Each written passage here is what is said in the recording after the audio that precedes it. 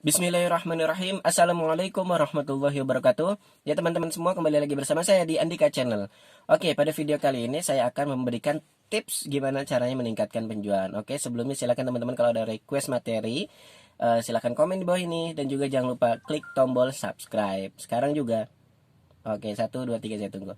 Terima kasih teman-teman semua. Oke, pada video kali ini mungkin teman-teman akan bertanya gimana cara meningkatkan closingan gitu ya, tingkat penjualan terus meningkat gitu. Mungkin kalau misalkan teman-teman memprospek 10 orang, yang minat 5 orang, yang closing cuma 1 orang gitu ya. Memprospek 100 orang, yang minat cuma 10 orang, yang survei 5 orang, yang closing 1 orang. Itu wajar, itu adalah paretonya gitu ya. Cuman ada suatu yang menarik dari sebuah perusahaan ya, bahwa mereka itu bisa, saya nggak sebut ya perusahaannya perusahaan apa, mereka itu bisa meningkatkan penjualan tiap tahun ya.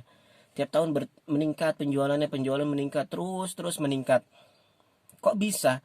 Cara gimana? Ternyata mereka menerapkan kepada marketingnya adalah apa? Bukan cari prospek gitu ya. Kalau misalkan kita datang ketemu orang nawarin barang, datang ketemu orang nawarin barang, datang ketemu orang nawarin barang, itu namanya cari prospek gitu ya. Ketemu si A, terus kemudian kita kita ada produk ini gitu ya. Nah itu adalah data prospek gitu ya.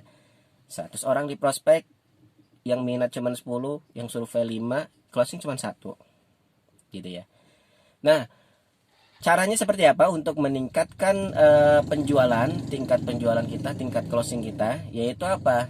Satu, teman-teman, cuman satu nih ya, ini tips pada video kali ini adalah bukan cari data prospek, tapi cari orang baru.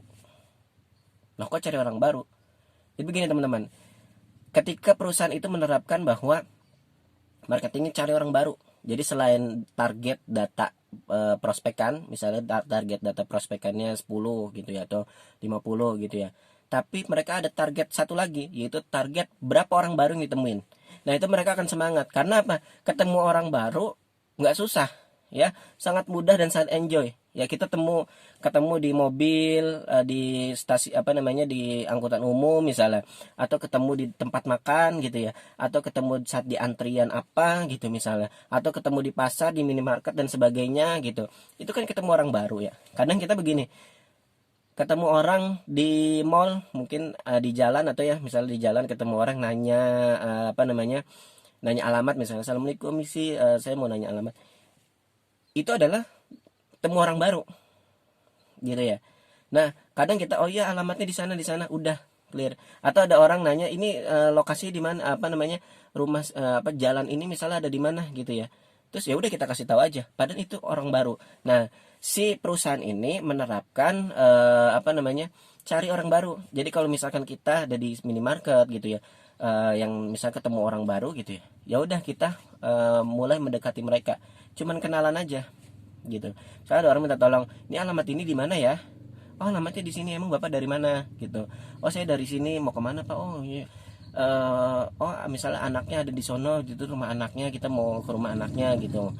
Mau ke rumah anak gitu. Oh bapak emang asli mana? Nah itu jadi ngobrol, jadi dapat orang baru satu gitu ya. Nah perusahaan itu menerapkan kepada para marketingnya, mendapatkan, selain mendapatkan data prospek, yaitu mendapatkan data orang baru gitu ya.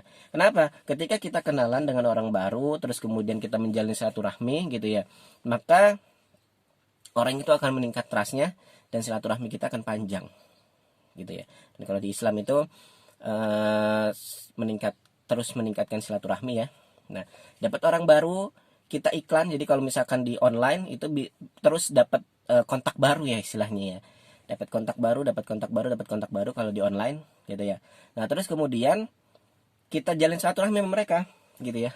Jalin silaturahmi ya, kita apakah ditanya kabarnya, kita lihat statusnya, minta di save kontaknya, terus kemudian statusnya kita komen. Itu data baru, orang baru, siapa tahu gitu ya, dari dan dari perusahaan itu, di perusahaan yang saya ceritakan tadi, ternyata dengan mencari orang baru, marketingnya akan girang gitu ya, akan senang, nyari orang baru mah gampang gitu. Nyari orang baru gampang.